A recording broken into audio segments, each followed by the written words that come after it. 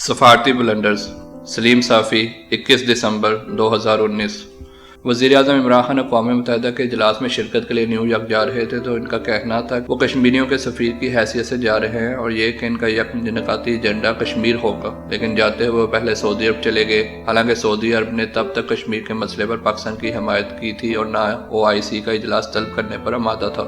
یوں اگر ترجیح کشمیر تھا تو پھر ان ممالک سے ہو کر جانا چاہیے تھا جو کشمیر پر بھارت کو ناراض کر کے پاکستان کے ساتھ کھڑے ہو گئے تھے، اور ظاہر ہے وہ ترکی، ملیشیا اور کسی حد تک ایران تھے۔ یہ پہلا سفارتی بلنڈر تھا۔ پھر سعودی عرب سے نیو یارک جاتے ہوئے کراؤن پرنس محمد بن سلمان کے ذاتی جہاز میں جانے کی پیشکش قبول کی۔ عالمی فورم پر ایک تیسرے ملک کے حکمران کے ذاتی جہاز میں جانا پاکستان کے بیکاری ہونے کا تاثر دے رہا تھا۔ یہ دوسرا سفارتی بلنڈر تھا۔ نیو یارک میں عمران خان نے امریکہ اور ایران کے مابین ثالثی کا دعویٰ کر دیا۔ آپ اندازہ لگا لیجئے کہ ایران نے سعودی عرب کے حکمران کے جہاز میں وہاں جانے والے عمران خان کی طرف سے اس دعوے کو کس طرح لیا ہوگا۔ دوسری طرف انہوں نے یہ نہیں سوچا کہ میں جس ملک کے جہاز میں بیٹھ کر آیا ہوں وہ تو امریکہ کو ایران کے خلاف چڑھ دوڑنے کے لیے ورغلا رہا ہے، اور یہ کہ اس تیس مارخانی پر اس ملک کا کیا رد عمل ہوگا۔ یہ تیسرا سفارتی بلنڈر تھا۔ نیو یارک میں ملیشیا، ترکی اور ایران کے حکمرانوں نے عالم اسلام کے مسائل کے لیے ایک نیا اتحاد بنانے اور مشترکہ ٹی وی چینل لانے کی تجویز پیش کی۔ یہ نہیں سوچا گیا کہ اس اتحاد میں شمولیت پر عرب اتحادیوں کا کیا رد عمل ہوگا، بلکہ الٹا اس اتحاد کو اپنا بڑا کارنامہ قرار دیا جانے لگا۔ مشترکہ ٹی وی چینل کے حوالے سے خود وزیر اعظم نے ٹویٹ بھی کی۔ یہ چوتھا سفارتی بلنڈر تھا۔ عمران خان امریکہ میں ہی تھے کہ سعودی عرب کے حکمرانوں نے اپنی ناراضی کا اظہار کیا اور اسی کی وجہ سے جہاز کی نیو یارک واپسی کی ہزیمت بھی پاکستان کو اٹھانا پڑی۔ اب حکمت کا تقاضا یہ تھا کہ خاموشی کے ساتھ PIA یا پھر کسی اور ملک کی ایئر لائن سے واپس پاکستان چلے آتے، لیکن واپسی کے لیے پھر سعودی عرب کا روٹ اختیار کیا گیا۔ جدہ ایئرپورٹ پر سعودی عرب حکمران تو کیا، گورنر تک نے پاکستانی وزیر اعظم کو پروٹوکول نہیں دیا اور وہ وزیر خارجہ کے ساتھ VIP لاؤنج میں بے یار و مددگار مسافروں کی طرح چادر اوڑھ کر سوئے رہے۔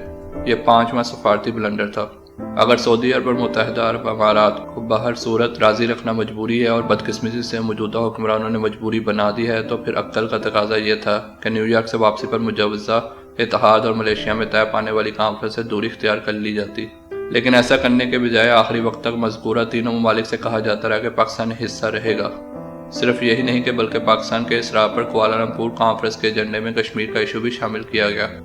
تجربہ کار سفارتکار عمران خان کو متوجہ کرتے رہے کہ سعودی عرب اور UAE کوالالمپور کانفرنس میں پاکستان کی شرکت پر رضامند نہیں ہو سکتے، لیکن وہ اس گھمنڈ میں مبتلا رہے کہ بس ایک ملاقات کی دیر ہے اور وہ محمد بن سلمان کو راضی کر لیں گے۔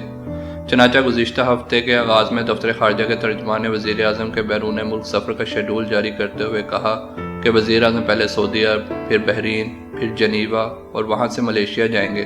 وزیر اعظم سعودی عرب گئے اور سعودی عرب میں ہی مقیم تھے کہ یہ فیصلہ سامنے آیا کہ وزیر اعظم ملیشیا کانفرنس میں شرکت نہیں کریں گے اور ان کی جگہ وزیر خارجہ شاہ محمود قریشی پاکستان کی نمائندگی کریں گے۔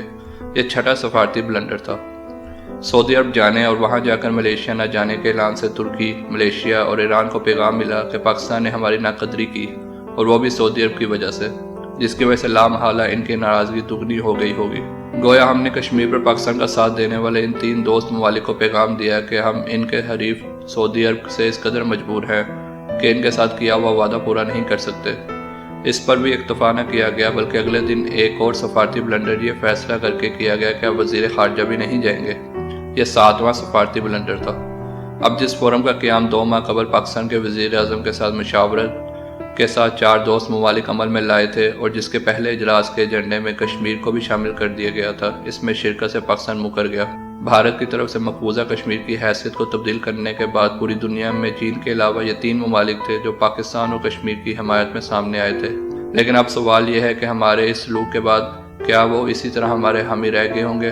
یقیناً سعودی عرب ہمارا عظیم دوست ہے، لیکن پاکستان کی ہر حکومت نے اپنی غیر جانبدارانہ خارجہ پالیسی کو یقینی بنایا ہے، اور پاکستان اسلامی ممالک کی باہمی کشمکش بالخصوص ایران اور سعودی عرب کی مخاصمت میں فریق نہیں بنا۔